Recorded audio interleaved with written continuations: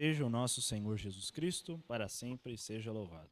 Prezados irmãos, hoje damos início à nossa terceira aula do nosso curso de Doutrina Social da Igreja. Fazendo uma pequena recordação, nós já tivemos duas aulas. Na primeira aula nós estudamos a história da doutrina social da Igreja, vimos o que ela é, o seu conceito, o seu fundamento.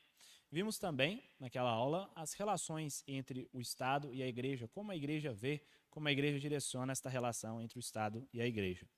Na segunda aula, nós nos detivemos sobre o importantíssimo tema da pessoa humana. Vimos como é importante estudar a natureza da pessoa humana para a compreensão da vida política, da vida em sociedade, haja visto que a sociedade não é senão a própria reunião dos homens. Então, se não entendemos bem a natureza humana, tampouco conseguiremos entender bem a política e a vida em sociedade. Hoje, nós vamos entrar no estudo das fontes e dos valores da doutrina social da Igreja. Para que nós possamos bem iniciar, vamos pedir sobre nós as luzes e as graças do Santo Espírito de Deus. Em nome do Pai, do Filho e do Espírito Santo. Amém. Inspirai, ó Senhor, as nossas ações e ajudai-nos a realizá-las, para que em vós comece e para vós termine tudo aquilo que fizermos. Por Cristo, Senhor nosso. Amém. Santa Maria, Mãe de Deus, rogai por nós. Em nome do Pai, do Filho e do Espírito Santo. Amém. Meus caros, então hoje entramos primeiro no estudo das fontes. As fontes da doutrina social da Igreja dizem respeito a de onde a Igreja bebe, a de onde a Igreja retira o seu ensinamento da doutrina social da Igreja. Quem estudou conosco o curso de catecismo, deve se lembrar que das 24 aulas que nós tivemos, nas duas primeiras nós estudamos justamente isso, quais eram as fontes das quais a Igreja retirava o seu ensinamento a respeito de Deus mesmo.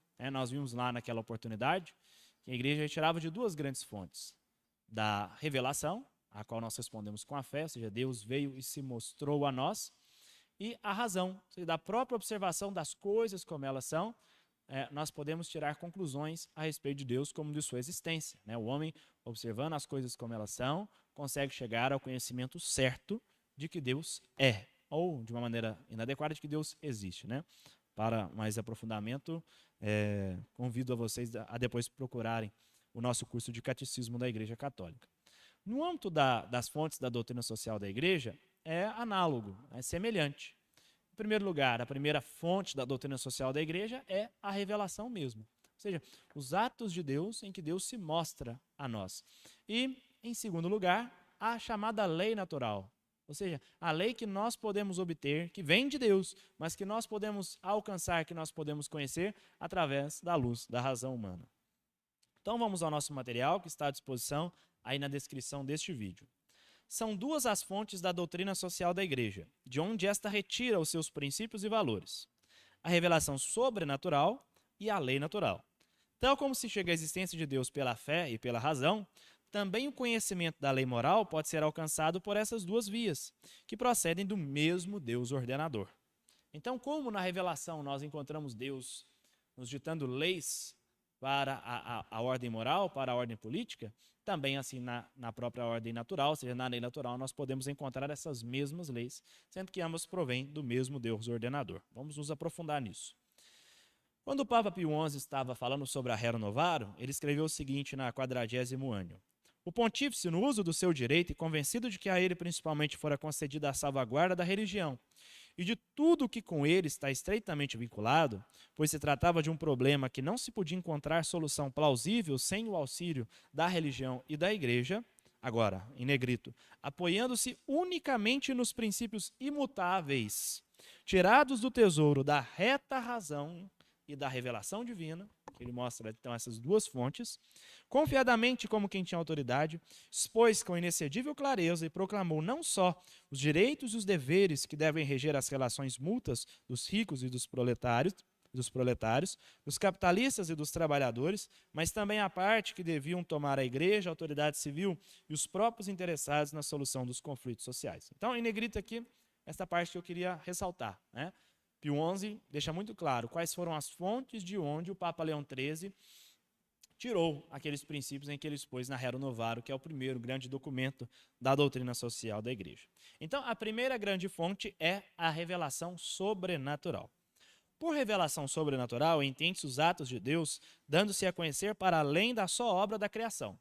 Então, veja, tudo aquilo que Deus realizou e que está para além da simples obra da sua criação. Ou seja, tudo bem, Deus criou o mundo, criou todas as coisas. E quando nós, através da nossa inteligência, que também é obra da criação divina, observamos essas coisas, conhecemos naturalmente a Deus. Tiramos conclusões certas de uma maneira natural.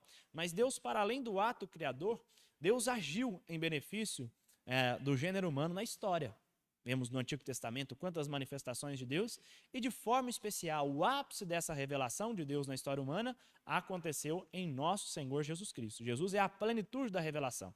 Deus mostrou-se a nós, Deus se deu a conhecer a nós, especialmente, plenamente em Jesus de Nazaré. Continuando, a partir da obra criadora, com a só luz da razão, podemos dizer que é uma revelação natural de Deus. Ou seja, com as coisas criadas como elas são e pela inteligência, conhecemos naturalmente a Deus, tiramos conclusões certeiras de Deus. Por sua vez, a revelação sobrenatural, ou seja, que está além da própria revelação natural, é acolhida a partir da fé. Então, este ato da revelação significa justamente isso, tirar o véu. Deus se mostrou a nós, Deus se deu a acontecer, Deus se deu a conhecer, Deus retirou o véu, Deus se mostrou, é a revelação que nós chamamos de sobrenatural. E a essa revelação nós respondemos com o ato da vontade, que também é ato da inteligência, mas que é a fé. É que nós dizemos, eu creio. A esse Deus que está se mostrando, a esse Deus que está se revelando, nós respondemos com fé. Nesta, ou seja, na revelação sobrenatural, nós encontramos as leis morais ditadas ao povo de Deus, notadamente os 10 mandamentos, levados à sua compreensão plena por Jesus no Sermão da Montanha. Então, no que toca à doutrina social da igreja, interessa-nos muito os 10 mandamentos, que Deus revelou de modo sobrenatural. Os 10 mandamentos, Deus... Temos lá, está lá em Êxodo capítulo 20 e seguintes, nesses capítulos vemos Deus revelar nas 2 tábuas da lei os 10 mandamentos através de Moisés. Então Deus ditou uma lei moral que nós vamos dizer que é uma lei moral positiva que Deus nos deu. Esses 10 mandamentos foram levados à plenitude da sua compreensão por Jesus, especialmente no Sermão da Montanha. Leiam depois os capítulos 5, 6 e 7 do Evangelho de São Mateus e vocês verão o Sermão da Montanha que Jesus leva à plenitude. Não que Jesus estivesse modificando a lei antiga, os 10 mandamentos. Jesus estava levando a plenitude da sua compreensão. Por isso ele mesmo diz, eu não vim abolir a lei e os profetas, mas levar a sua plenitude. Jesus não veio retirar nenhum jota da lei, como ele mesmo disse. Por isso, a sua pregação no Sermão da Montanha é o visto que foi dito, eu porém vos digo. Sempre é assim. Uma compreensão equivocada dos 10 mandamentos que Deus já havia revelado, Jesus vai levar a sua compreensão plena, correta, neste momento em que a lei moral é revelada de uma maneira plena. Então, esta revelação sobrenatural, conforme a Dei Verbum, que é um documento do Concílio Vaticano II que trata justamente disso, ao meu juízo é o melhor documento do Concílio Vaticano II, as bases da revelação são a Sagrada Escritura e a Sagrada Tradição, pelas quais nos chegam a doutrina dos apóstolos. Então, vamos utilizar aqui do nosso quadro, para que fique mais claro para nós. Quem já fez o curso de Catecismo da Igreja Católica deve se lembrar deste ensinamento, mas para quem não fez, mesmo para quem fez, vale a pena nós fazermos esta lembrança. Mas convido vocês a depois procurarem para que tudo isso fique mais claro. Nós temos aquilo que nós chamamos de a doutrina dos apóstolos. Lembram em Atos 2,42 que os fiéis permaneciam na doutrina dos apóstolos? A doutrina dos apóstolos é a nossa fé. São Paulo diz que nós devemos guardar o depósito da fé. Essa doutrina, a nossa fé, nos chegam por 2 vias. A primeira via é o que nós chamamos da Sagrada Escritura. A Sagrada Escritura é aquilo que nos foi transmitido de forma escrita. É propriamente a Bíblia. Mas nós católicos temos também aquilo que nós chamamos de Sagrada Tradição. É aquilo que nos foi transmitido de modo oral. Nem tudo para nós está na Sagrada Escritura. Nem tudo para nós nos foi transmitido de uma maneira escrita. Para nós católicos, nem tudo está na Bíblia. Existe também aquilo que nos foi transmitido de uma maneira oral, especialmente pela sucessão apostólica. Há muitos dogmas católicos que, por exemplo, não estão na Escritura. Se pensarmos, por exemplo, da Assunção de Nossa Senhora. Não encontramos a Assunção de Nossa Senhora, o relato da Assunção de Nossa Senhora na Escritura. Nós conhecemos esse dado que é de fé, através de uma transmissão de maneira oral. Convém lembrar, né, na aula nós aprofundamos, no curso de catecismo, que a própria Sagrada Escritura, quando foi definida o cânon, ou seja, a lista dos livros que participariam dos chamados livros inspirados, os livros que fazem parte hoje da Bíblia, quando se foi definir, foi justamente a Sagrada Tradição que foi a base para que se definisse que tal livro era inspirado ou não, se estivesse em conformidade ou em desconformidade com a Sagrada Tradição. Então são esses dois grandes pilares para nós, os modos pelos quais nos chegam a revelação divina. Mas, para além da Sagrada Escritura e da Sagrada Tradição, nós podemos colocar, como que dando suporte a elas, nós temos o magistério da igreja.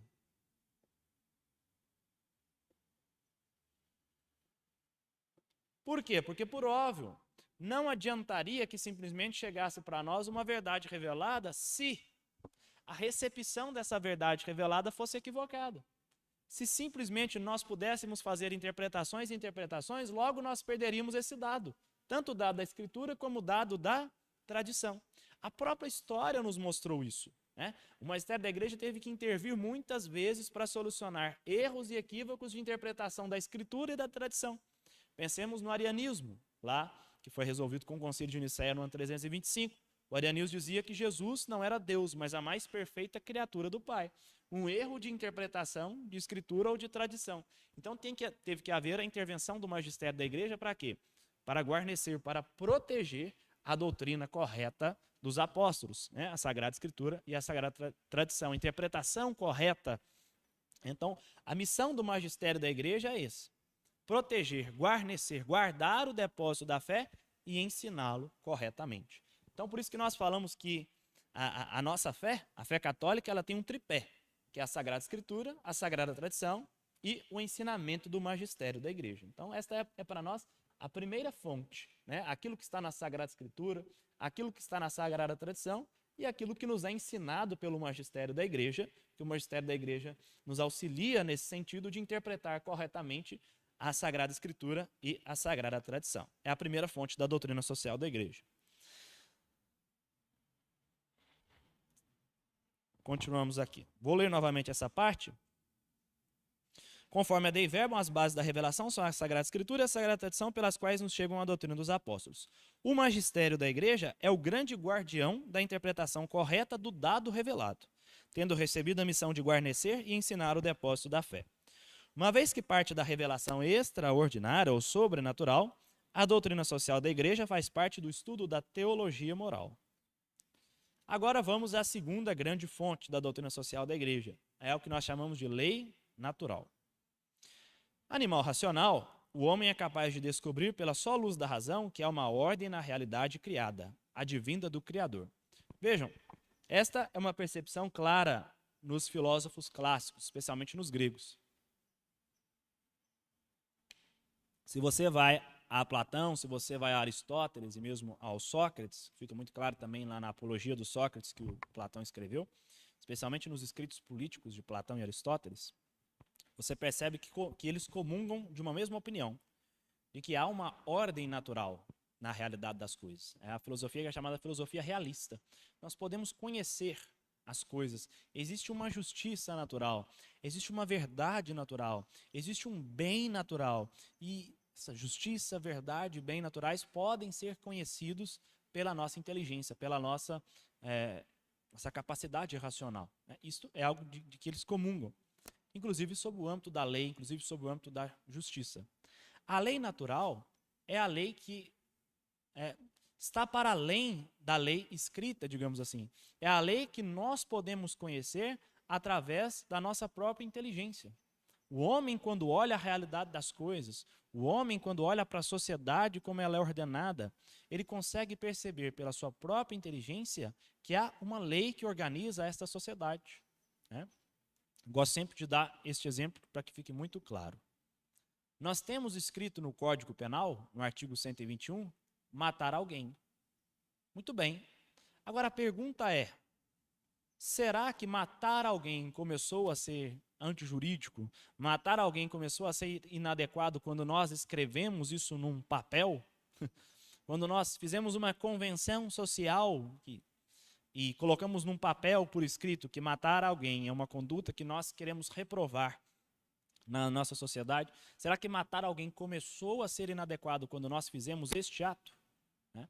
Para os positivistas, é a primeira corrente que nós queremos tratar neste âmbito, para os positivistas, só existe lei que advenha, que seja fruto da convenção social. Então vamos fazer este paralelo aqui que é importante. Para o positivismo,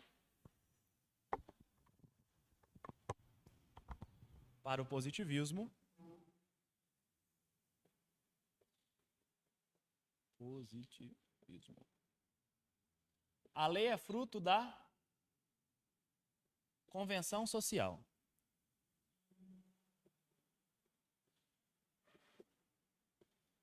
E só. Né? Positivismo significa isso, a lei posta, a lei imposta, a lei escrita. Este é o chamado positivismo jurídico. Para o segundo movimento, que é o que nós chamamos de justnaturalismo,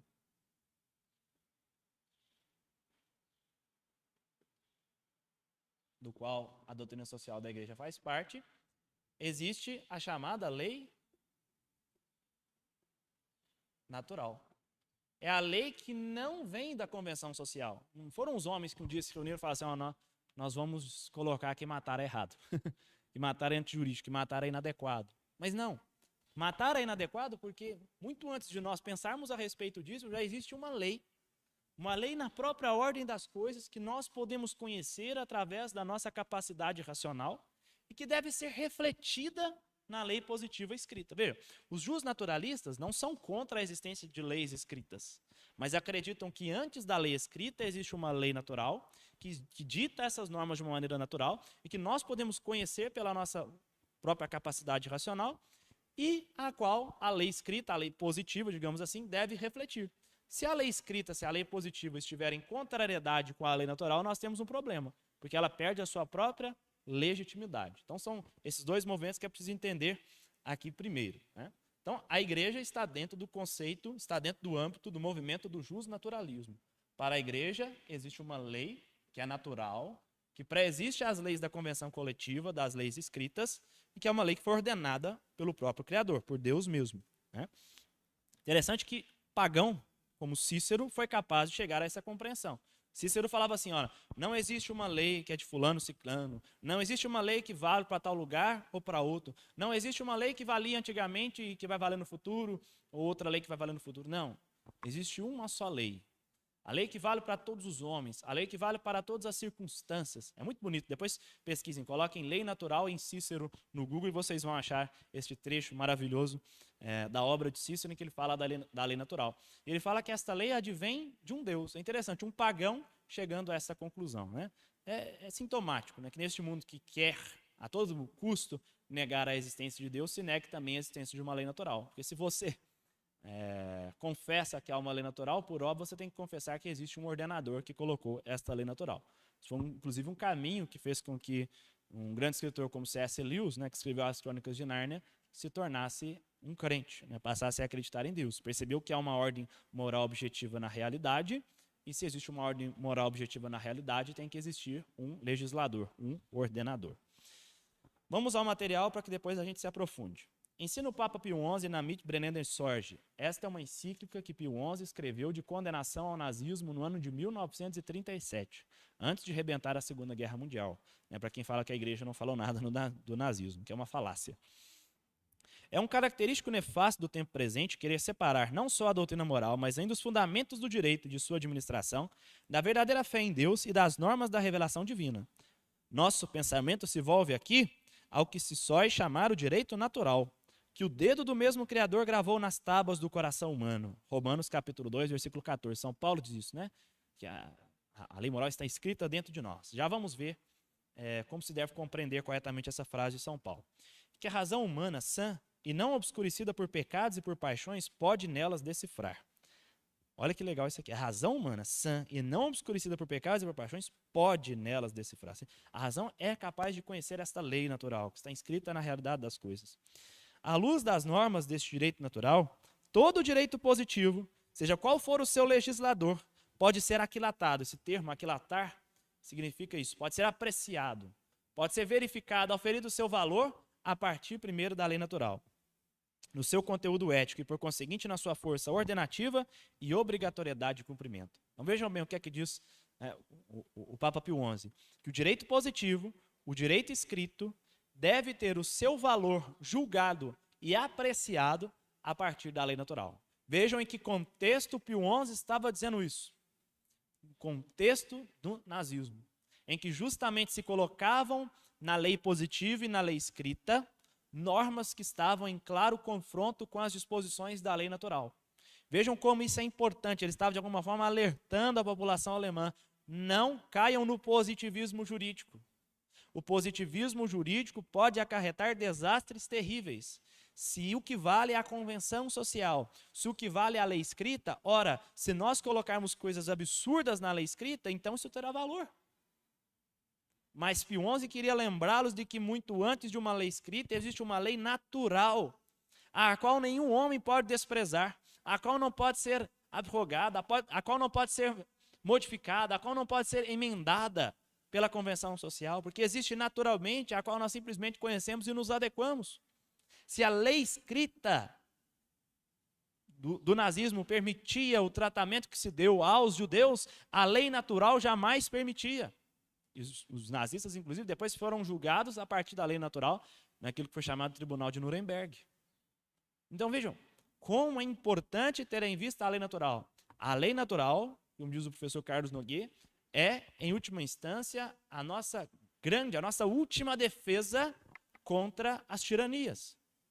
E se tudo é fruto de uma convenção social, se tudo é fruto de uma lei simplesmente que é escrita, que é posta, se tudo é fruto da sua vontade humana, ora, nós podemos colocar aberrações, nós podemos colocar coisas que resultam em verdadeiro ataque à dignidade da pessoa humana na lei, e nós teremos que obedecer, porque, afinal de contas, é esta lei que importa, a lei escrita, a lei positiva.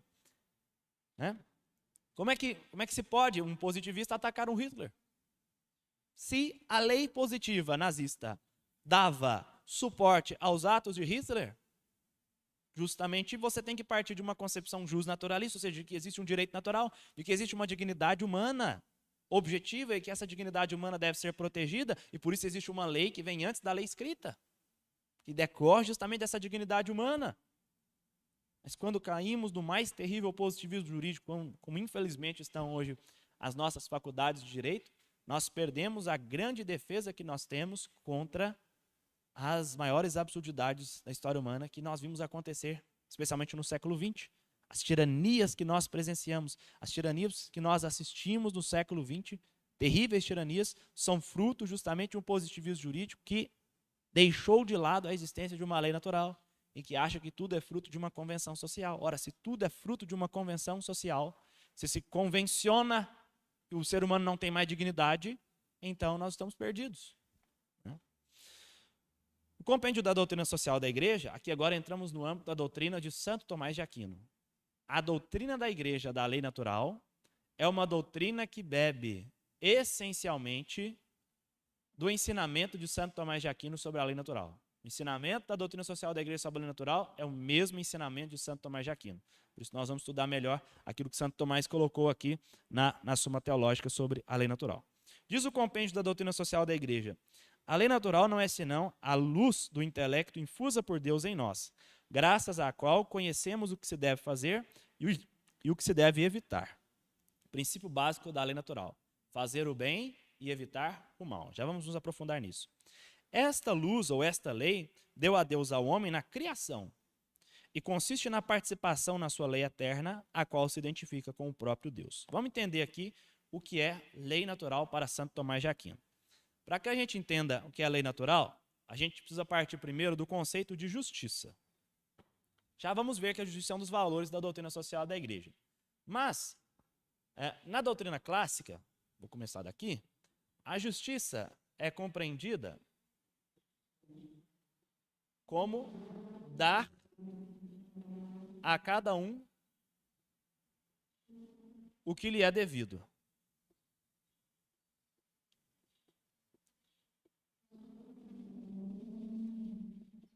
Então, este é o conceito de justiça. Nós precisamos diferenciar bem o que vem a ser justiça, o que vem a ser direito e o que vem a ser lei. Hoje é a grande confusão neste âmbito. Então, justiça, dar a cada um aquilo que lhe é devido. O que é devido a alguém? O que é devido a alguém é o seu direito. Então vejam bem que o direito é o objeto da justiça. A justiça, dar a cada um aquilo que lhe é devido, busca satisfazer às pessoas os seus direitos. Quando eu estou sendo justo, quando eu estou garantindo à pessoa o que lhe é de direito. Mas vejam bem, todo direito ele tem que partir de uma lei. Eu só posso falar que algo é devido a alguém quando existe uma lei que diz que tal coisa é devida a esta pessoa. Vamos pensar no direito do consumidor. Né? No direito do consumidor, nós temos vários direitos que estão colocados dentro de uma relação consumerista e que outorgam uma série de direitos, que garantem uma série de direitos para justamente o consumidor. Então, todo direito ele parte de uma lei. O que é uma lei? A lei é uma regra. A lei é uma regra. Toda lei é regra. Uma regra a partir da qual você consegue tirar direitos. E o que é a justiça? A justiça é dar a cada um aquilo que é devido. O que é devido a cada um é o seu direito. Então é preciso ter muito claramente essas concepções, a diferenciação daquilo que seja justiça, lei e direito. Isso é importante porque muita gente faz confusão entre direito natural e lei natural. Eu só posso falar que existe um direito natural porque existe antes uma lei natural. Primeiro tem que vir uma lei. Se não existir uma lei natural, não existe direito natural, porque direitos partem de lei. Esta é, inclusive, uma concepção que um autor como, por exemplo, de grande valor, que é o Michel Villey, que eu vou recomendar depois, para quem quer estudar filosofia do direito, história do direito, o Michel Villey é muito bom. A obra dele, Formação do Pensamento Jurídico Ocidental, vale muito a pena. Mas ele acaba incorrendo nesse erro. Ele faz a confusão entre direito e lei, quando deve ser feita essa justa diferenciação. Para Santo Tomás de Aquino, existem 4 tipos de lei. A primeira lei para Santo Tomás é a lei que ele chama de lei eterna. Que é a lei eterna? É a lei pela qual Deus tudo governa. Vamos colocar aqui.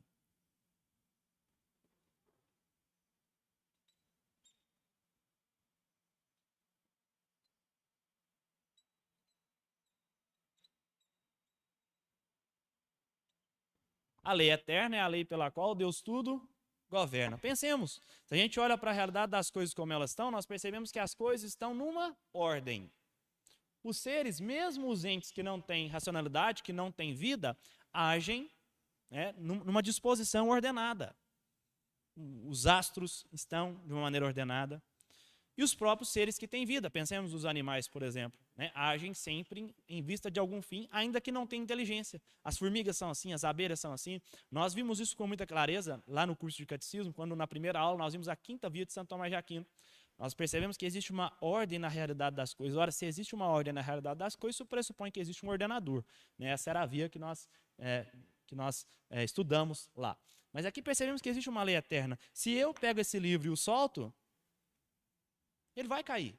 Por quê? Porque existe uma lei gravidade que decorre justamente da lei eterna. Deus criou todas as coisas numa ordem. Isso está ordenado por quê? Porque existe uma lei eterna pela qual Deus tudo governa. Mas no âmbito da criação divina, existe o homem. Por isso que existe a lei natural.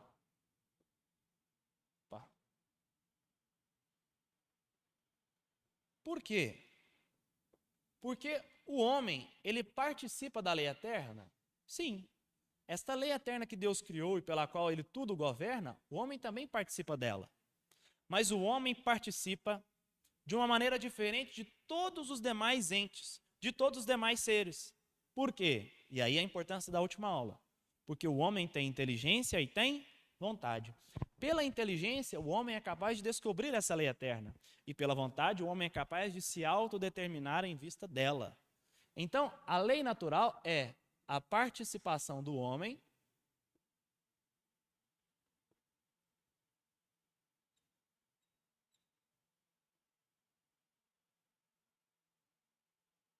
na lei eterna. O homem, porque participa da lei eterna de Deus de uma maneira diferente, a lei eterna para o homem recebe este nome, de lei eterna. Por quê? Mais uma vez, que o homem participa de uma maneira diferente na lei eterna. Porque o homem é o único ser que é capaz de se autodispor em vista da lei eterna. Os animais, por exemplo, não são capazes, primeiro, de compreendê-la e, segundo, de agir em vista dela. Os animais agem por instinto. Eles agem em conformidade com a lei eterna? Sim, mas agem por instinto. Não tem vontade e nem inteligência. O homem, porque tem vontade e inteligência, participa de uma maneira diferente da lei eterna. Por isso, a lei eterna aplicada ao homem nós chamamos de lei natural. Santo Tomás também diz que existe a lei positiva divina. Nós já vimos o conceito de lei positiva. O que é a lei positiva? É a lei escrita. Ora, Deus não nos ditou uma lei escrita? Sim. E qual que é essa lei positiva divina? Os 10 mandamentos.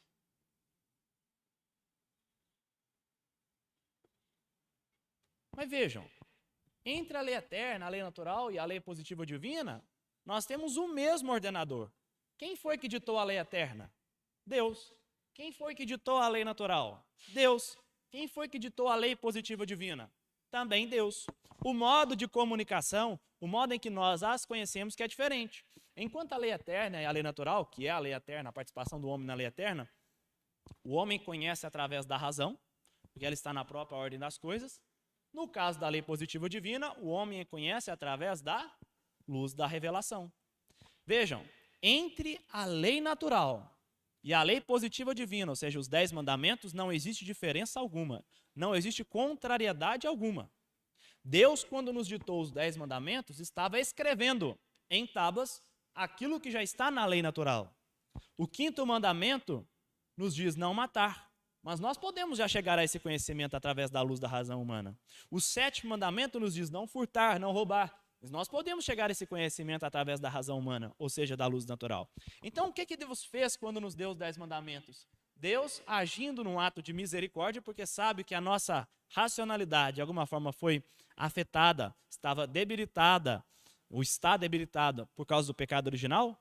Deus nos dá 10 mandamentos para que a lei natural esteja mais segura em nós, esteja mais clara em nós. Se falha a nossa inteligência na capacidade de compreender a lei natural, nós olhamos para a lei escrita que Deus nos deu, os 10 mandamentos. Então vejam, entre 10 mandamentos e lei natural não existe diferença alguma. Na verdade, são uma e só lei que provém do mesmo ordenador.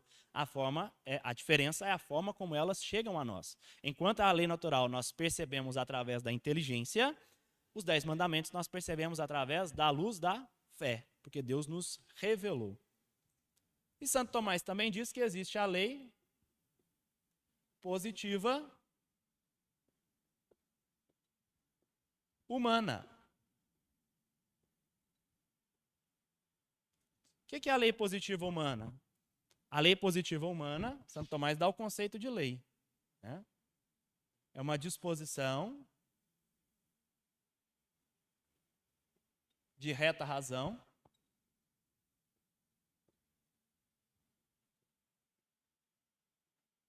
de uma autoridade competente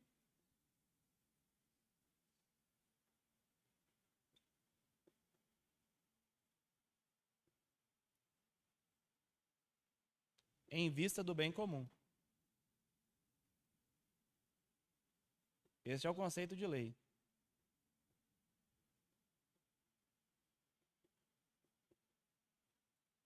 É a lei escrita. Então, pensemos no nosso ordenamento jurídico brasileiro. É o Código Penal, é o Código Civil, uma disposição de reta razão de uma autoridade competente. Não pode uma autoridade incompetente ditar uma lei. Eu não sou legislador, portanto, eu não posso ditar leis. Em vista do quê? Do bem comum, que é o princípio maior da doutrina social da igreja, como nós vamos ver na próxima aula. Vejam, o fato de nós entendermos que existe uma lei natural, que nós podemos conhecer através da razão, não nos faz negar que deve haver uma lei positiva humana. É preciso que hajam leis positivas humanas, até mesmo para que a lei natural esteja clara aos homens. Como Deus fez isso na revelação, nos dando uma lei positiva divina, nós também precisamos de leis positivas humanas, leis escritas humanas, justamente para quê? Para garantir a segurança jurídica. Porque pode ser que os homens não estejam enxergando bem a lei natural, como isso aconteceu na história humana. Aliás, são muitas objeções que se levantam à lei natural. Muitos dizem, como é que pode haver uma lei natural se há tanta divergência dos homens em relação à moral? Você tem culturas, por exemplo, que enterravam bebês vivos. Você tem culturas que faziam isso ou aquilo, que permitiam isso ou aquilo, tal ou tal comportamento. Ora, o fato de que muitas culturas estejam enxergando mal a lei natural não diz que a lei natural não exista. Pensemos, tem um cavalo nessa sala aqui. Alguém diz assim, olha, isso é uma zebra. Outro vem e diz, não, isso é uma vaca. Outro vem e diz, não, isso é uma mula. E alguém finalmente chega e fala, isso é o cavalo. Tudo bem, alguém estava certo. O fato de que outras pessoas diziam coisas erradas a respeito do cavalo não faz com que o cavalo deixe de existir. Então, a compreensão equivocada da lei natural na história não faz com que a lei natural deixe de existir. Isto é fundamental. Mas, o fato de que nós defendamos a existência da lei natural não faz também com que nós defendamos o fim da lei positiva humana. Nós não queremos acabar com as leis humanas, com as leis escritas. Nós precisamos de leis escritas para a organização social e mesmo para que a lei positiva humana possa refletir a lei natural. Mas este é o ponto. A lei positiva humana só obriga se ela estiver em conformidade com a lei natural. Se a lei positiva humana estiver descumprindo a lei natural, nós não temos obrigação nenhuma de obedecê-la. Por quê? Porque a lei positiva humana parte de uma autoridade competente humana. Enquanto a lei natural tem como autoridade competente que nos a deu Deus mesmo. Foi Deus mesmo quem nos deu a lei natural. Então a autoridade de Deus é muito superior que a autoridade humana que está nos ditando uma lei que está em desconformidade com a lei natural. Portanto, eu não devo obediência. A lei positiva, quando ela está em desconformidade com a lei natural, ela não obriga o coração humano. Não nos obriga moralmente. Mas a lei positiva é necessária? Sim, é necessária. Pensemos, por exemplo, sempre gosto desse exemplo, o semáforo. Né? Nós não encontramos na lei natural que o verde tem que seguir em frente, o vermelho tem que ser pare. Então nós precisamos de lei positiva, sim, para a nossa organização. Nós precisamos, sim, de certa dose de convenção social. Tem coisas que provêm da convenção social, mas estão amparadas na lei natural. Vejam bem, por que nós temos leis de trânsito, como é, por exemplo, a lei do semáforo, as cores do semáforo? Nós temos leis de trânsito porque nós precisamos proteger um direito natural, que vem da lei natural. Qual? O direito à vida. Então, as leis de trânsito servem justamente a isso, para a proteção do direito natural, que é um direito à vida. Então, é importante entender isso. A lei positiva humana tem o seu valor, deve ser respeitada, mas ela tem um limite. Se ela estiver em desconformidade com a lei natural, aí então nós devemos reputá-la como inválida. Então, esta é a doutrina de Santo Tomás, sobre a lei. Agora, vamos entender como é que o homem conhece a lei natural. Aqui que é importante. Para o Kant, por exemplo, eu não sei se o Kant faz essa interpretação incorreta de São Paulo, mas o fato é que a Carta de São Paulo aos Romanos dá margem a uma interpretação equivocada, e São Paulo diz que a lei humana está inscrita em nossos corações. Para o Kant, por exemplo, a lei moral ou a lei natural estaria inata dentro de nós. O imperativo categórico de Kant. Duas coisas me enchem de admiração: o céu estrelado acima de mim e a lei moral dentro de mim. Para ele, a lei natural está, de alguma forma, dentro de nós. Já é inata. Nós temos dentro de nós a lei natural. Vejam, não é a percepção correta de Santo Tomás, que Santo Tomás vai beber de Aristóteles, também dos estoicos e da doutrina social da igreja. Para nós, o que é que está dentro de nós, que São Paulo diz? O princípio da lei natural. Qual que é o grande princípio da lei natural? Faça o bem, evite o mal. Isso está dentro de todo homem. Isso sim está inato em nós. É o princípio que nós chamamos de princípio da sindérese. O que é sindérese para Santo Tomás de Aquino? Sindérese é o hábito natural pelo qual nós somos capazes de conhecer a lei natural. Todo homem é capaz de conhecer a lei natural, por quê? Porque temos dentro de nós o princípio da sindérese, que se resume nisso: faça o bem e evite o mal. Como é que o homem, então, conhece todas as disposições da lei natural? Todas as disposições da lei natural estão dentro do homem? Não, mais uma vez, está dentro do homem este princípio. fazer o bem e evitar o mal. O homem, porque é inteligente, observando as coisas, consegue construir aqui silogismos. Devem se lembrar da última aula, quando nós vimos a estrutura da argumentação. Lembram-se? Até dei o exemplo, né? A gente fala assim, Pedro é homem. Eu venho depois com uma premissa logo abaixo. Todo homem é racional. Essa premissa, a segunda, seria maior, né? Todo homem é racional. Pedro é homem. Logo, eu sou capaz de tirar algumas conclusões. Do tipo, Pedro é racional. Se todo homem é racional, se o Pedro é homem, eu sou capaz de concluir que todo homem é racional. É a terceira operação do intelecto. Por isso a importância da segunda aula. Quem não acompanhou a segunda aula, recomendo que volte nela primeiro para depois venha aqui para entender bem como é que o homem conhece a lei natural.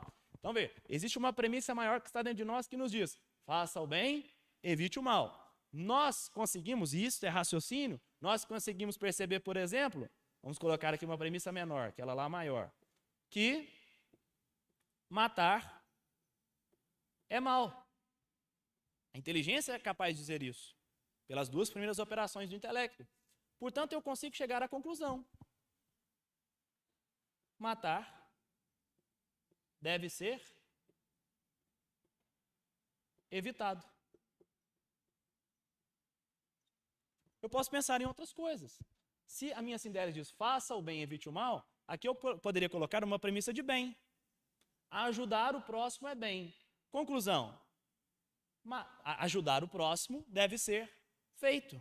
Deve ser realizado. Vejam como isso não é difícil de se compreender. Então, como é que a inteligência humana conhece a lei natural? Através do raciocínio. Porque temos dentro de nós inatos o princípio da Sindéres, que diz, faça o bem e evite o mal. Todo homem tem isso é evidente para todos nós. Santo Agostinho diz que só o bem apetece à vontade, só a nossa vontade só busca o bem. Mesmo o homem que erra, que faz o mal, ele está buscando o bem de uma maneira desordenada. Né? Isso é evidente para todos nós. E porque temos este primeiro princípio maior, nós podemos construir raciocínios e disso tirar conclusões que estejam em conformidade com a lei natural. Por isso que a lei natural é plenamente possível, ela é passível de ser conhecida através da luz da inteligência humana, que nós somos capazes de fazer raciocínios, né, nós somos capazes de fazer silogismos e de tirar conclusões que estejam em plena conformidade com esta lei natural. Então esta é a doutrina da igreja a respeito da lei natural, é uma doutrina que parte muito da filosofia de Santo Tomás de Aquino. Já vamos lá para baixo, depois vocês leem este trecho todo aqui que fala da lei natural.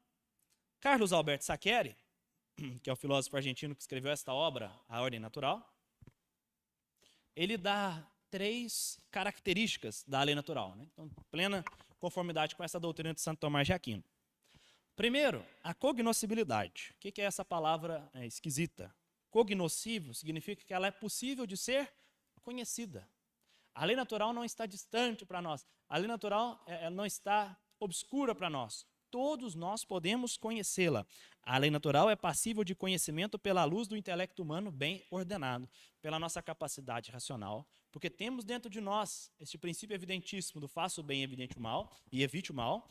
Nós podemos fazer raciocínios e, a partir desses raciocínios, tirar conclusões certeiras a respeito da lei natural. Conclusões certeiras, do tipo, não podemos matar, não podemos abortar, não podemos furtar, não podemos roubar, não podemos adulterar, não podemos... Enfim, uma série de conclusões que todos nós podemos tirar a partir da nossa própria capacidade racional. Então, a lei natural é possível de ser conhecida. Mas, Moisés, quanta gente na história humana não conheceu bem a lei natural? Pois é, porque fizeram mal a argumentação, porque fizeram mal o silogismo, porque fizeram aquilo que nós chamamos de paralogismo, se equivocaram no raciocínio, né? Tem algum problema de raciocínio. Né? Se alguém um dia defendeu que se pode enterrar vivo um ser humano porque ele nasceu com deficiência, ora, há um grave equívoco de raciocínio para que se chegasse a esta lei. Esta lei, obviamente, está em desconformidade com a lei natural. Segunda característica, a universalidade. A lei natural é a mesma, independente de quaisquer circunstâncias espaciais, temporais e culturais. Não são as circunstâncias do espaço geográfico, não são as circunstâncias do tempo. Né? A lei natural era uma no tempo do Código de Hammurabi, ou era uma no direito romano, na Roma Antiga, e é uma hoje. Não. Não são circunstâncias de tempo. E culturais, tampouco circunstâncias culturais. A lei natural é a mesma. né? Na Europa, na América, para os índios, para os africanos, em qualquer lugar. Ela tem esse caráter de universalidade, porque ela não é fruto da vontade, ela não é fruto da convenção humana, ela está na ordem das coisas. E nós devemos simplesmente fazer com ela um juízo de adequação, de conhecê-la. Imutabilidade, a lei natural não muda, ela não se altera. Não existe mudança na lei natural. Como eu disse, ela não era uma antes e nem será uma depois, ela é sempre a mesma. Então são as 3 grandes características da lei natural. Sugestão de autores modernos. Então, para quem quer se aprofundar um pouquinho, né, no estudo da lei natural, eu indico esses autores modernos, que partem dessa concepção tomista mesmo de lei natural, aristotélico-tomista. No Brasil, nós temos um excepcional professor, infelizmente desconhecido e desprezado nas nossas universidades, normalmente nas faculdades de Direito, que é o professor José Pedro Galvão de Souza, né, que é um dos fundadores da PUC São Paulo. O professor José Pedro Galvão de Souza, na minha concepção, é o maior jurista que nós tivemos na nossa história brasileira. Ele tem excelentes livros tratando sobre o direito natural. Se quiserem, depois podem me procurar, né, ou podem procurar na internet, que vocês vão encontrar aí com bastante facilidade. Ele refuta todas as objeções e erros que se fazem a respeito da lei natural, demonstrando a necessidade de sua existência. Também o professor Javier Hervada, da Universidade de Navarra, tem um livro excepcional chamado Lições Propedêuticas de Filosofia do Direito. O professor Hervada, eu me lembro de uma obra dele, em que ele faz uma observação muito interessante. Hoje, em que vigora nas faculdades de Direito o mais terrível positivismo jurídico, ou seja, de quem diz que não existe a lei natural, né, isso parte, obviamente, de uma concepção de relativismo, há também uma crítica bastante divulgada à doutrina do Aristóteles, né, porque na política, o Aristóteles chega em certa altura a defender socialmente, na estrutura da sua época, a existência da escravidão. Mas a observação que faz o professor Javier Hervada é a seguinte: vejam bem, se estas pessoas defendem o positivismo jurídico, ou seja, a inexistência de uma lei natural, com que base? Com que base podem elas julgar o Aristóteles por ter defendido a escravidão? Se tudo é fruto de mera convenção social, e se a convenção social da época dizia que se poderia ter escravos, como é que se pode julgar a escravidão? Eu faço a mesma pergunta para quem hoje se diz positivista e condena o nazismo. Para quem se diz positivista e diz que o Hitler estava errado. Se as leis da época, as leis alemãs, davam base para as atitudes do nazismo, com que base? Se tudo é fruto de mera convenção social, com que base somos nós capazes de julgar que as condutas do nazismo estavam equivocadas? Ora, se não partirmos de um pressuposto de que existe uma lei natural, que existe um direito natural e, por fim, que existe uma justiça natural, a gente tampouco vai conseguir fazer qualquer tipo de críticas em circunstâncias terríveis, indefensáveis, que nós tivemos na história humana. Ou seja, a lei natural é a nossa grande defesa, como eu já disse, contra todos os tipos de tirania. Se eu deixo de lado a lei natural, eu estou deixando de lado qualquer base que nos proteja das piores tiranias, porque convenções sociais podem levar a tiranias. E nós vimos isso acontecer muito, especialmente no século XX, um século de mortandade imensa de pessoas, justamente por causa dos totalitarismos esses que negavam a existência de uma lei natural. Então fica esta indagação. O professor Alasdair MacIntyre, também vale muito a pena a leitura, tem um livro chamado Depois da Virtude, muito bom, falando da ética das virtudes, também nessa concepção da existência de uma ordem natural. John Finnis, um professor de Oxford, salvo engano, que, para mim, né, de todos os professores que eu vou dizer aqui, é o que alcançou maior profundidade, em termos acadêmicos, de explicação daquilo que vem a ser a lei natural. É uma doutrina bastante aceita, bastante verossímil. Leo Strauss, que também tem uma obra muito boa, chamada Direito Natural e História, vale a pena a leitura. Ele também refuta essas objeções que se fazem à lei natural, de historicidade, das circunstâncias culturais. Ele refuta tudo isso, é uma obra boa também para que se entenda. E eu coloquei também aqui o professor Michel Villey. Embora o Michel Villey, eu tenha algumas ressalvas a ele, especialmente nessa que eu disse, da concepção que ele não faz a diferença necessária entre a lei natural e o direito natural, dentre algumas outras. Eu acho que ele faz algumas percepções equivocadas da concepção de Santo Tomás da lei natural, mas vale muito a leitura do Michel Villey, especialmente a obra dele, História do Pensamento Jurídico Moderno, em que ele vai mostrando como é que esse conceito de lei natural foi defendido na história, né, especialmente na história da filosofia. Então, para quem quer estudar história do direito e filosofia do direito, vale muito a leitura da obra do professor Michel Villey. Mas como introdução, acho que o melhor aqui seria o professor José Pedro Galvão de Souza, né, o nosso brasileiro, que é muito bom e que nós vamos utilizar ainda muito no nosso curso, especialmente quando nós formos tratar das ideologias modernas, nós vamos utilizar bastante uma obra do professor José Pedro Galvão de Souza, né, que era um grande católico. Então, esta é a lei natural. Essas então, são as duas grandes fontes da doutrina social da igreja. A revelação sobrenatural, a qual nós temos acesso pela fé, e a revelação natural, ou a lei natural, que nós temos acesso à luz da razão humana. Valores da doutrina social da igreja. Passamos então à segunda parte da nossa aula, que tem plena conexão também com a primeira. O primeiro valor da doutrina social da igreja é a verdade. A verdade que hoje, infelizmente, é negada em muitos centros universitários. Né? Você falar da verdade se tornou algo proibido. Né? Hoje, inclusive, fala-se de uma pós-verdade. Um absurdo, uma bobagem. Inclusive, vale a pena fazer uma pergunta, que eu sempre brinco, né? Com quem diz assim, não existe verdade. Aí você faça uma pergunta, é verdade que não existe verdade? Bom, se a pessoa disser que é verdade que não existe verdade, existe pelo menos uma verdade. Que é verdade que não existe verdade. Se a pessoa disser, não é verdade que não existe verdade, então a verdade existe. Vejam, a verdade é evidentíssima. Ou a verdade existe ou nada existe. Né? O que é a verdade? Na concepção de Santo Tomás de Aquino, a doutrina de Santo Tomás é adequatio intellectus ad rem. A verdade é a adequação do intelecto à coisa. A verdade é uma adequação. Vejam, quando eu tomo este livro, eu tenho 5 sentidos pelos quais eu capto todas as características deste objeto de percepção. O meu tato está tocando nele, a minha visão, eu posso cheirá-lo, eu posso mexer nas páginas e vai fazendo o barulho de um livro. Né? Enfim, através dos 5 sentidos, os 5 sentidos me dão todas as informações desse objeto. Então, é aquilo que nós vimos, por isso a importância, novamente, da última aula, é a simples apreensão. E depois? Depois eu sou capaz de fazer um juízo. Dadas todas essas informações, eu consigo fazer um juízo. Eu abstraio a essência desta coisa e faço um juízo e a coloco dentro de uma essência. Eu sou capaz de dizer, isto é um livro. Este é uma ação de adequação. Eu estou adequando o meu intelecto àquilo que eu estou aprendendo, àquilo que eu estou conhecendo.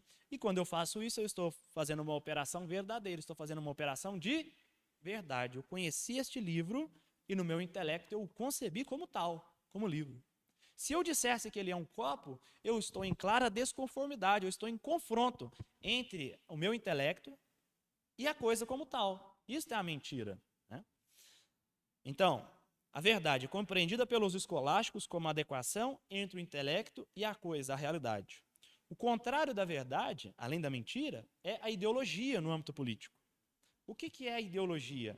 A ideologia é a sobreposição da minha ideia sobre a realidade. Enquanto a verdade é a adequação, eu olho para as coisas como elas são e faço uma adequação no meu intelecto, porque as coisas são como elas são, independentemente da minha vontade, dos meus desejos. Na ideologia, não. Na ideologia, eu olho para a realidade e eu quero conformar a realidade às minhas concepções, às minhas ideias. Isto é a ideologia. Aqui começa a tomar luz. Por que, por exemplo, nós chamamos a chamada teoria de gênero de ideologia de gênero? Por quê? Porque ela é uma concepção distante da verdade. Ela é uma concepção em que se tenta sobrepor uma ideia equivocada sobre a realidade das coisas. Então, na realidade das coisas, nós temos uma natureza inata com a qual todos nós nascemos. Para a ideologia de gênero, para a teoria de gênero, por isso chamamos ela de ideologia, não existe essa natureza inata. Todas as coisas são meras construções sociais e culturais. Ora, isto por evidência é uma mentira. Isto por evidência é o ser humano tentando impor uma ideologia sobre a realidade das coisas. O liberalismo é sempre uma ideologia, por quê?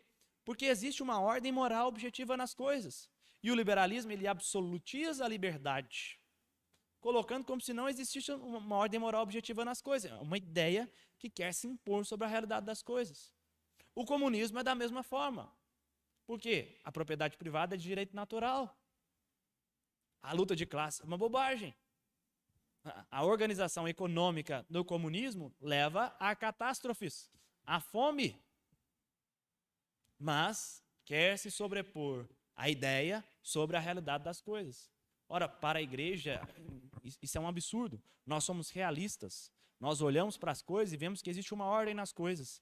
E nós devemos nos adequar a essas coisas. E esta adequação é a verdade. A verdade é o princípio, a verdade é o valor basilar da doutrina social da igreja. Se você despreza a verdade, você despreza toda a doutrina social da igreja. A verdade é luz que dá sentido e valor à caridade, disse o Papa Bento XVI na Caritas in Veritate. É muito comum hoje o pensamento ideológico tomando conta das nossas universidades, das nossas escolas. Aquilo que o Ortega Gasset chamou de pensamento revolucionário. O que é o pensamento revolucionário? Essa atitude revolucionária. Eu olho para a realidade e falo assim, não, a realidade está errada. Eu preciso modificá-la. As coisas como são estão erradas. Nós precisamos mudar as coisas como são. Vemos isso no marxismo, vemos isso no movimento gnóstico, né? Na gnose, o mundo teria sido criado mal por um demiurgo, um semideus, que criou o mundo mal, o mundo material. Então é preciso fugir desse mundo, né? O filme Matrix mostra muito bem isso, né? Existe uma Matrix, essa Matrix ela está errada, nós precisamos transcendê-la. Esta é a mentalidade revolucionária muito presente no mundo moderno, né? Nós não queremos servir, né? Mais ou menos a célebre frase de Satanás. Não servirei. Não servirei. As coisas como elas são, para mim, não servem. Nós queremos mudar as coisas. Nós queremos transformá-las. Para a doutrina social da igreja, isso é um absurdo. Por quê? Porque nós recebemos de Deus uma natureza. E essa natureza tem fins naturais. Quando você coloca ideologias, por exemplo, na educação, e se esquece que a criança tem uma natureza, você vai criar vários e vários problemas naquele ser humano que você está educando. Que você esqueceu que ela tem uma natureza. Você esqueceu que você precisa fazer um juízo de adequação. As coisas são como elas são. Nós não somos deuses. Nós não criamos as coisas. Existe uma natureza por trás das coisas. Isto é fundamental. Por isso o valor da verdade, que é a adequação entre o intelecto e a realidade. Bento XVI escreveu uma encíclica muito importantíssima nesse sentido também, que é a Caritas in Veritate. Ele vai lembrar um valor que se esqueceu hoje na modernidade. Na modernidade se esqueceu de que não existe amor sem verdade. Você tem um amigo e o seu amigo está caminhando para um precipício. Você tem um amigo e o seu amigo está caminhando para a morte. Ora, seria amor você permitir que ele permaneça assim? Ou é caridade você adverti-lo, se você não mudar de vida, porque é a verdade isto, você vai se destruir. Hoje, quando você escreve qualquer coisa na rede social ou você diz algo que contraria as concepções de alguém, as concepções emotivas de alguém, porque de alguma forma vão trazer algum desgaste para alguma pessoa, as pessoas logo dizem, mas você não ama? Jesus não mandou amar? Jesus não mandou acolher a todos? Não é isso que a gente ouve por aí? Sim, Jesus mandou acolher a pessoa, mas não desprezar a verdade. Não desprezar a lei moral objetiva, a lei natural das coisas. Nós temos uma tarefa de querer o bem das pessoas. E não existe bem das pessoas que esteja desvinculado da verdade. Bento XVI deixa isso muito claro e isso é muito sério. Hoje na igreja vigora um chamado respeito humano, em que se não mais diz a verdade. Ora, se você não diz a verdade para a pessoa, você não quer o bem dela, porque só a verdade edifica. Só a verdade faz o bem. Diz Bento XVI. Na Caritas in Veritate. A verdade há de ser procurada, encontrada e expressa na economia da caridade. Mas essa, por sua vez, há de ser compreendida, avaliada e praticada sob a luz da verdade. Sob a luz da verdade.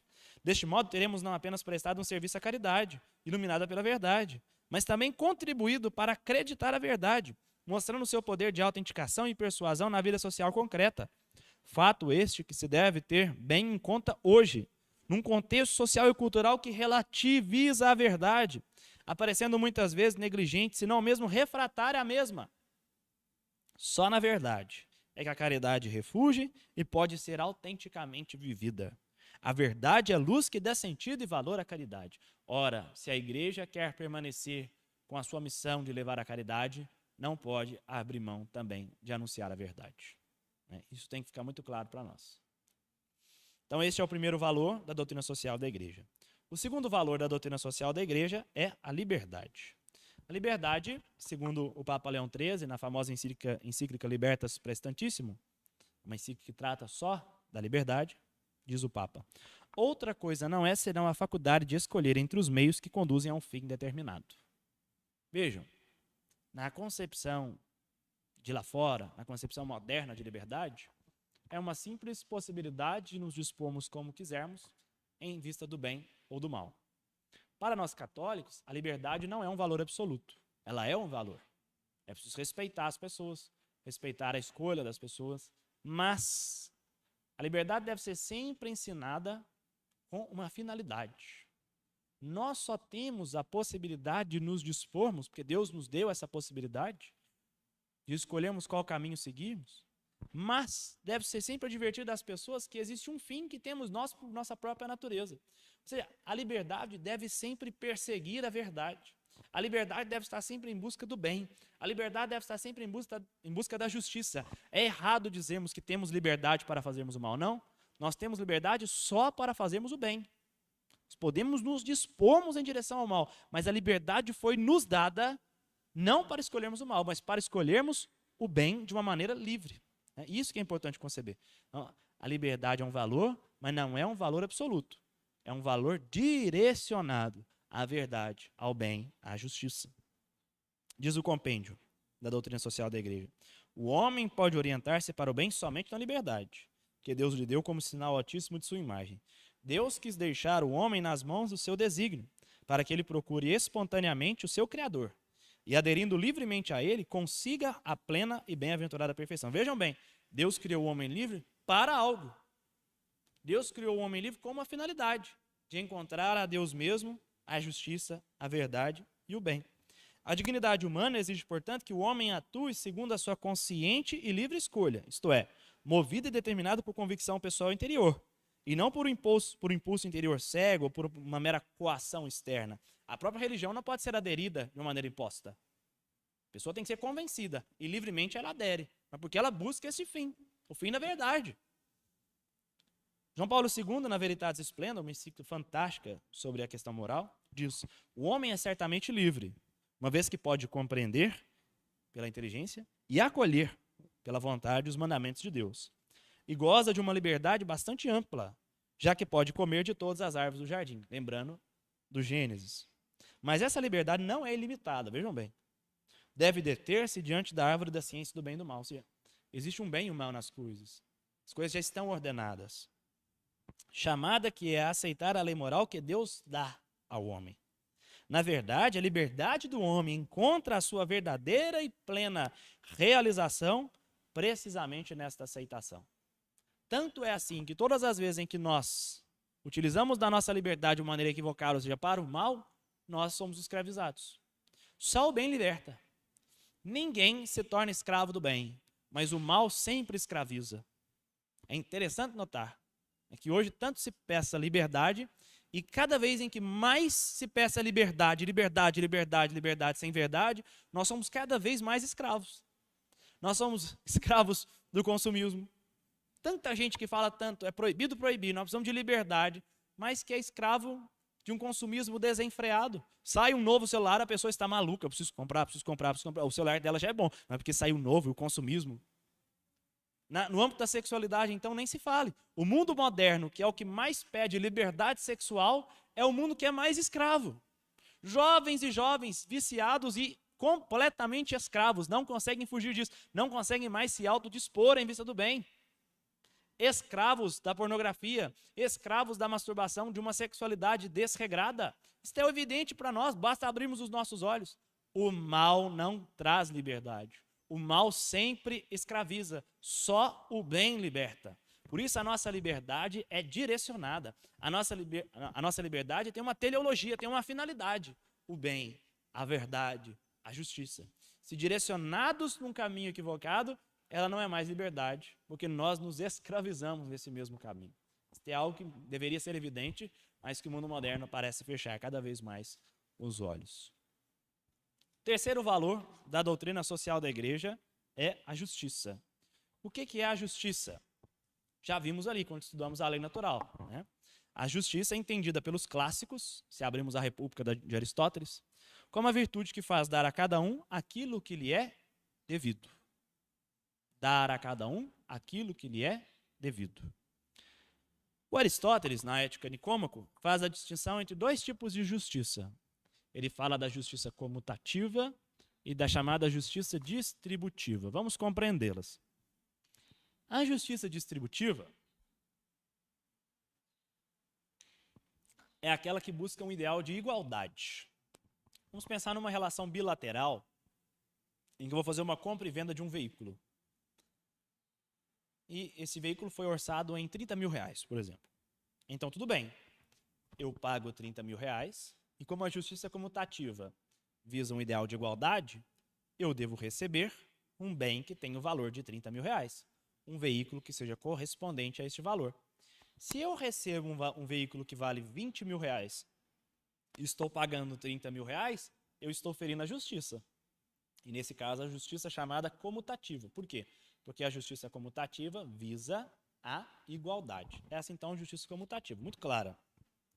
A justiça distributiva é um pouquinho diferente, um pouquinho mais complexa. Ela não visa a igualdade, ela visa a proporcionalidade em relação à necessidade ou ao mérito. Em relação à necessidade, a autoridade pública, quando vai fazer a distribuição de bens numa sociedade, pensemos um prefeito que está analisando onde ele vai investir em saneamento básico na sua cidade. Então ele vai fazer uma distribuição. Quando ele olha para a cidade, ele percebe que tem bairros que já têm as ruas asfaltadas, saneamento básico, água tratada, esgoto, enfim. E tem alguns outros bairros em que ele observa que tais bairros não têm sequer calçamento, não tem água tratada. Então, por óbvio, se o prefeito resolve investir todo o valor que a prefeitura tem nos bairros que já tem toda a estrutura, ele vai estar descumprindo com a justiça. E, no caso, com a justiça distributiva. Por quê? Porque nesses bairros não se necessita dessa atenção, mas sim nos outros bairros. Os bairros, digamos, os bairros periféricos, os bairros que estão exigindo mais uma atuação estatal. Então, para isso se aplica a justiça distributiva. Da mesma forma, a justiça distributiva pode ser aplicada no âmbito da proporcionalidade de méritos. Vamos imaginar que eu vou construir um prédio. Eu quero construir um prédio, quero ter um prédio, e eu contrato uma série de trabalhadores. Muito bem, ao final desta construção, quando eu for remunerar, quando eu for fazer o pagamento de todas essas pessoas que trabalharam nesse prédio, por óbvio, eu terei que pagar distintamente. Por quê? Porque cada um cooperou, é verdade, na construção desse prédio, mas há quem cooperou mais. Quem cooperou em graus de dificuldade maior. Quem teve mais responsabilidade na execução desse prédio. Então pensemos, se o prédio um dia vier a desabar, quem será o responsável? O engenheiro ou o arquiteto?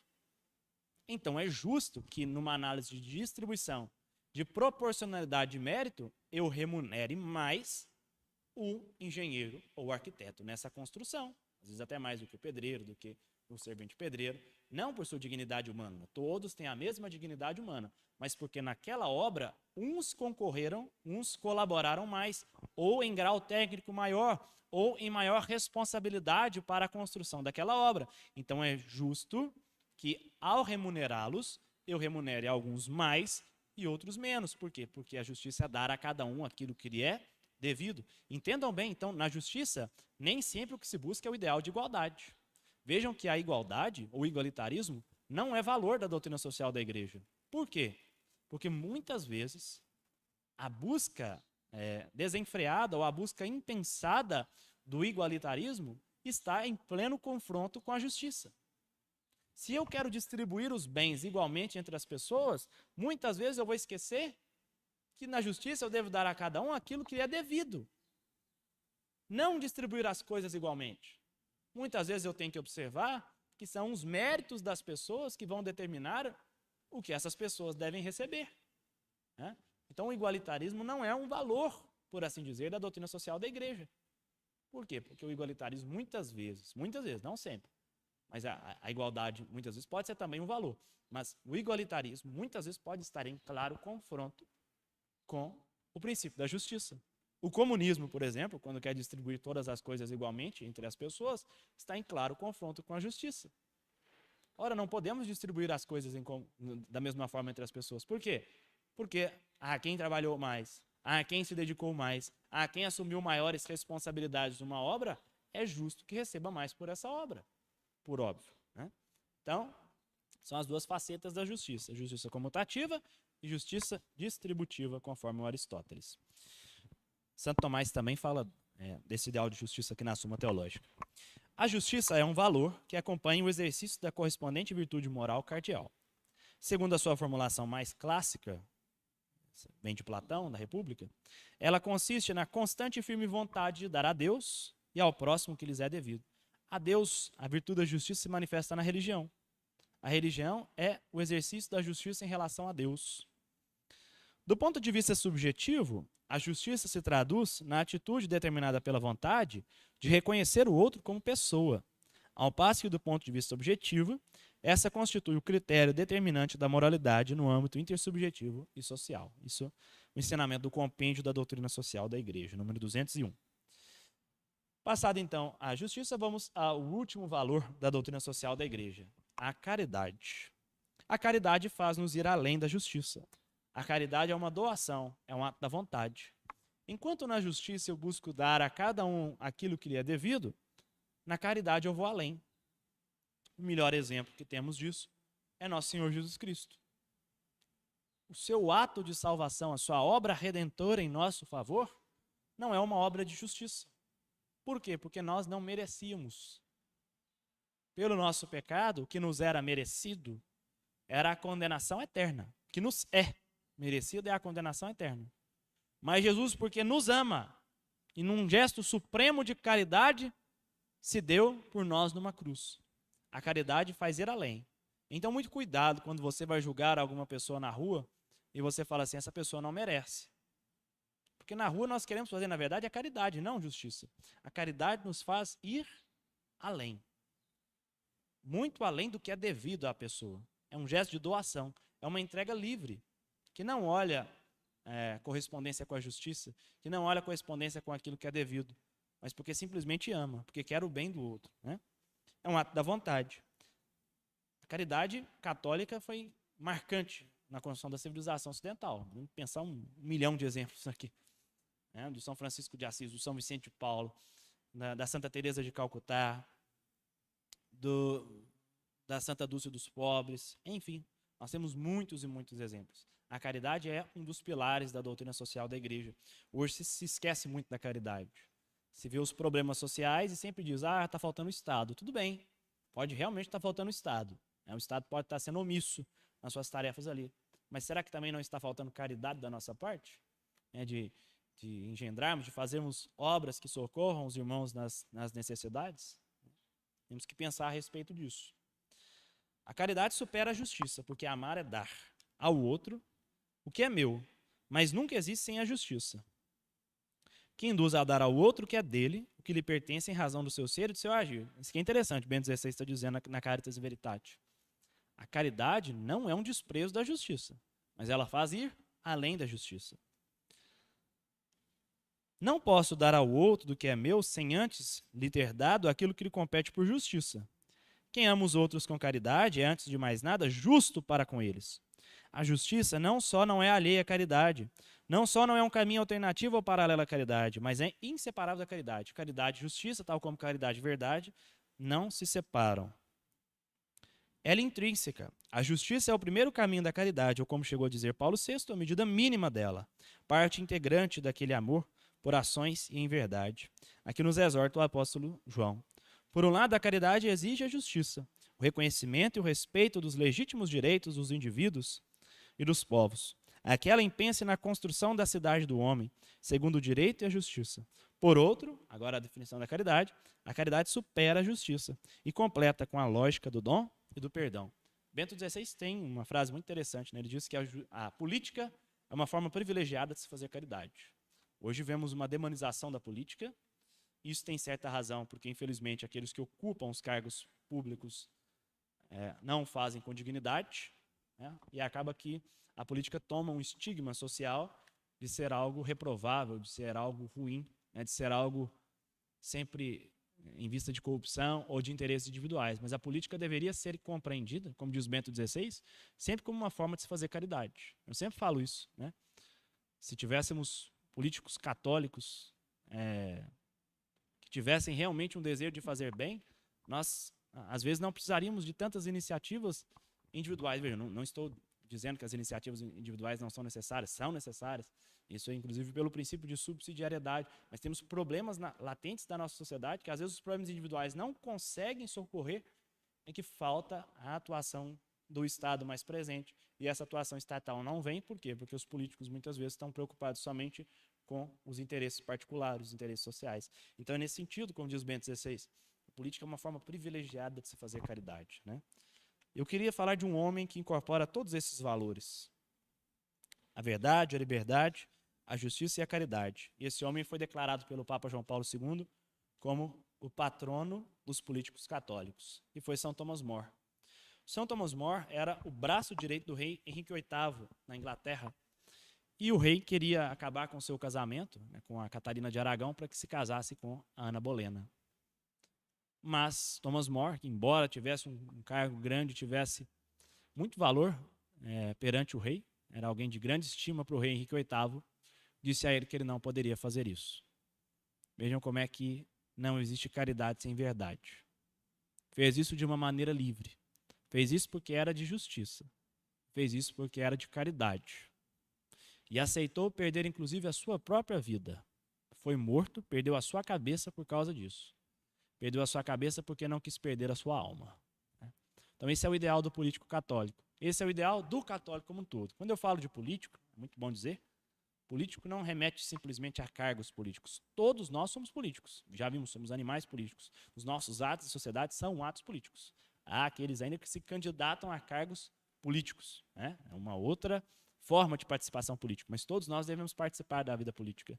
E todos nós devemos obedecer, observar esses valores, como fez São Thomas More, ainda que nos custe a nossa cabeça. Essa é a nossa tarefa como católicos. Ainda que nos custe o martírio, defendemos esses valores, dos quais nós não abrimos mãos, não negociamos princípios, né? Essa é a base da doutrina social da Igreja. Vamos rezar então uma Ave Maria, pedindo a Nossa Senhora que cuide de nós e nos ajude na vivência desses valores. Ave Maria, cheia de graça, o Senhor é convosco. Bendita sois vós entre as mulheres, e bendito é o fruto do vosso ventre, Jesus. Santa Maria, Mãe de Deus, rogai por nós, pecadores, agora e na hora de nossa morte. Amém. São Thomas More, rogai por nós. Em nome do Pai, e do Filho, e do Espírito Santo. Amém. Viva Cristo Rei, viva!